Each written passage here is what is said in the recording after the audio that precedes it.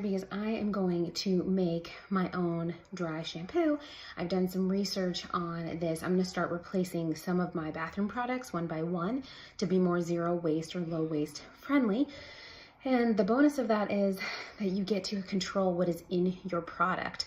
You don't have to worry about what is that chemical, is that harmful, is this clean, do I have to go to the EWG to find out if this is safe, all of that, it cuts all that work out because you control what's in your product. So I think that that's awesome, and that's one of the reasons why I love slowly shifting our household to completely as much zero waste or as low waste as we can.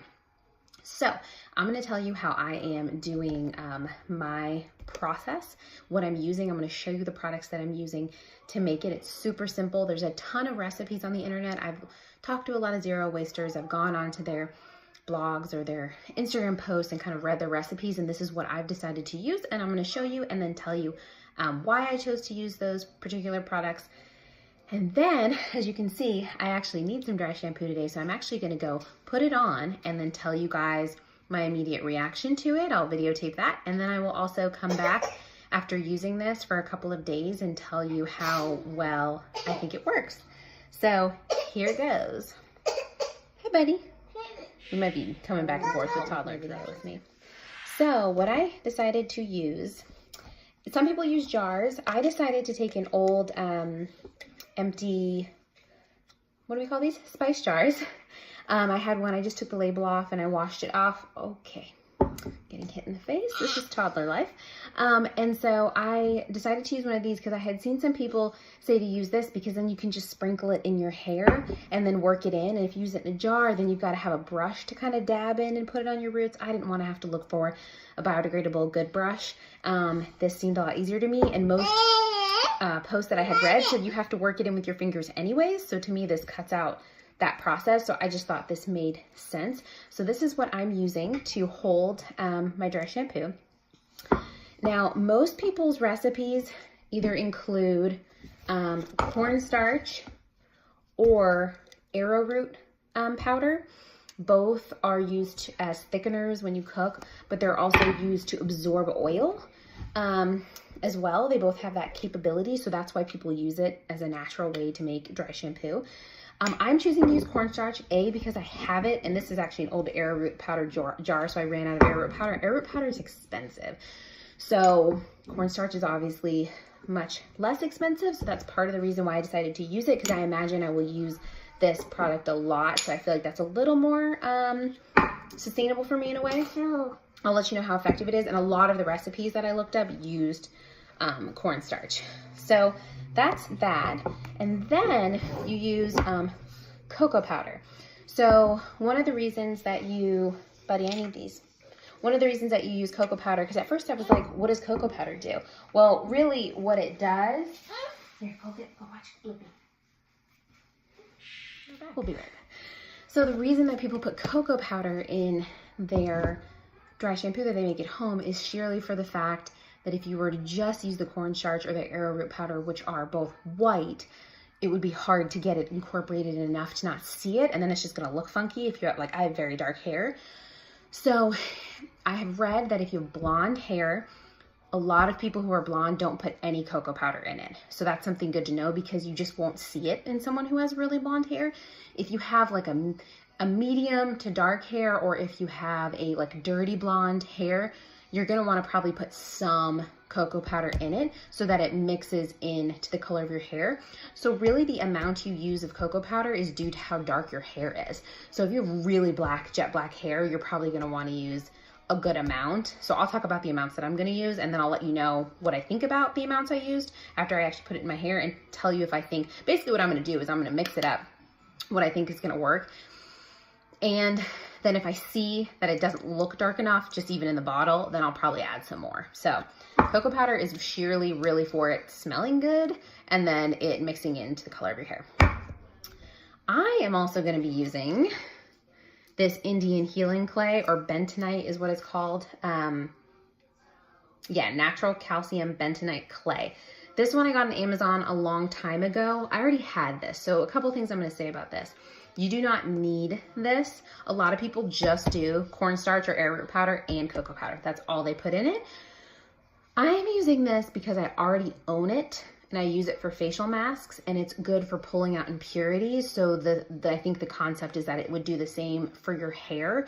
And since I already own this, I looked at it like, why not use it? Because I have a lot of it and I've been using it very slowly. So I did find some recipes that used this, and since I already owned it, I'm gonna use it. Now, I say that because don't feel pressured to go buy bentonite clay. I feel like it probably will be a little more effective with it than without it, but it's kind of hard to know, right? I would need to make a bottle without it and a bottle with it to really know. But I already own this, so that's why I'm putting it in this, and I found it in some recipes. So I said, you know what, I think I'm going to use it since I already have it. Why not use it up? So I'm just not advocating that you need to go out and buy this.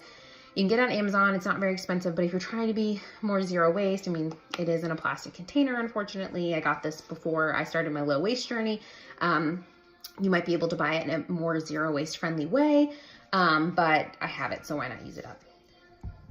Last thing I'm going to use is some peppermint oil.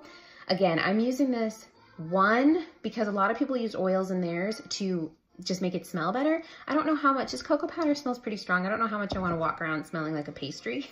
So for me, I was like, okay, a lot of recipes used oils, like a couple of drops just for the scent factor, really just for your own personal, you just want your hair to smell a certain way. So I decided I'm going to use some mainly because I don't know if I'm going to love the smell of the cocoa powder. And the way that I thought about this was, what already goes with chocolate is kind of how I thought about it. Like, as much as I would like my hair to smell citrusy, I mean, people do put citrus with chocolate, but I just was like, I don't know if that's going to mix well. And I thought, well, chocolate and mint is one of my favorite smells and tastes. So that's why I decided to use peppermint. That was just my logic and how I felt. I decided. I am using a high quality doTERRA. I'm not going to get into oils. I know people get very sensitive about what they believe is a good oil or not a good oil. I mean, they're one of the most well-known. This and Young Living is usually what people use. Honestly, these were gifts for my mother-in-law. I am very frugal, so I probably wouldn't have spent a bunch of money on oils. However, now that I'm getting more and more to zero waste, I'm seeing the use for them. So they are very useful, and I am grateful that I have them. So I'm gonna use that. So I'm gonna talk about proportions here. Let's talk measurements. So I just made it. You can see what it looks like here. Some of the cocoa powder is still stuck to the bottom. I have to like get in there and really stir it up, but you can kind of see the color. I'm still unsure if this is gonna be dark enough. I'm gonna use it, and then if I wanna darken it, I'll just go back and put cocoa powder. But what I used was 2 tablespoons of cocoa powder, 2 tablespoons of cornstarch, and then 2 teaspoons. It's like a little less than a tablespoon of the bentonite clay. And then I used 4 drops of my peppermint, and then I just checked the smell, and I feel like that smells really good. The cocoa powder isn't as strong as I thought it would be scent-wise, so that's really good. And then this worked well. So I would say like 3 to 4 drops, depending on what you want to do. Always start with less if you think it's going to overpower, and then you can always add. So I am going to now go put this in my hair and then come back and let you all know what I think immediately. Because you know how you can usually tell, you put in your dry shampoo, you kind of brush it in, use your fingertips, and then you come back and you kind of see how it feels. I've heard that cornstarch can give you a lot of volume. So I'm gonna go do that right now, and then I'm gonna come back, show you guys my hair, and tell you what I think of it. And then hopefully after a few weeks, I'll be able to come back on my Instagram stories and talk about it a little more. I'm back. So first immediate reactions and thoughts. I tilted my head over the sink, tapped it in my roots. I will say the holes in my cap are kind of large, so maybe a tinier hole, almost like a salt and pepper shaker, would be a little more ideal to be less messy, because I kind of tilted, and then I did middle, side, flipped my hair over, and then worked it in with my fingers. So like, I was glad I did it over the sink, because I definitely made a little bit of a mess and had to like wash it out of the sink. So either use a brush or get a top that has like teenier holes. Other thing I will say though, this is not dark enough yet. Which I mean, you might kind of look at it and go, well, duh. But I kind of wanted to see how this worked first. So I think a 3-to-1 ratio for hair my dark is probably what I need. And I was doing more, really equal parts is kind of what I was doing. I was doing like 2 tablespoons of cocoa powder to 2.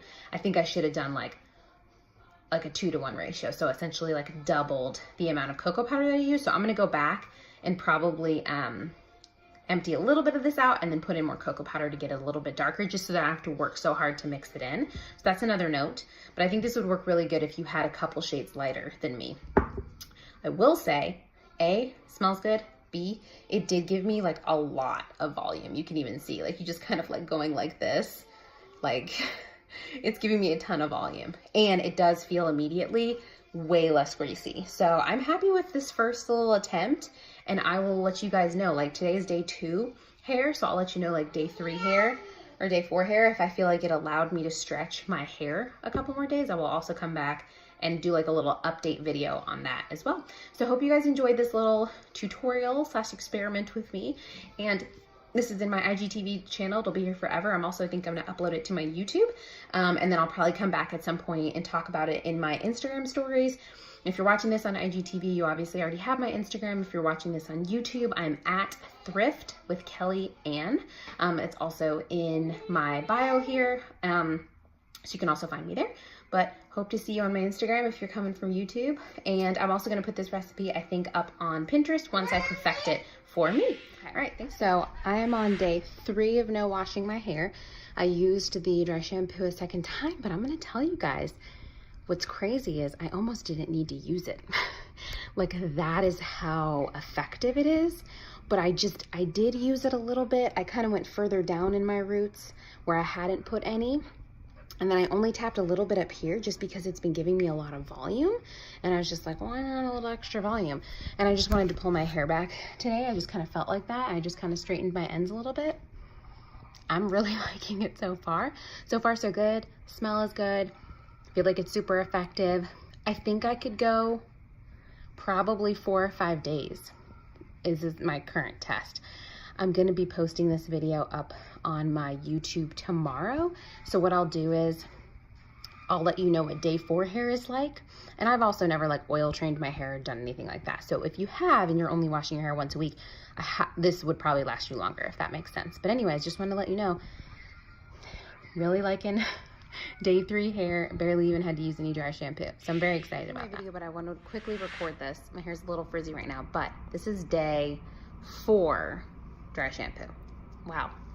Just gotta work that through. Okay, so I actually had this in a little hair tie that just broke. It was one of those little plastic bands, but you can see like how much volume my hair has. And it doesn't feel gross. It doesn't feel like there's pounds of stuff in my hair, to be honest. It feels really good.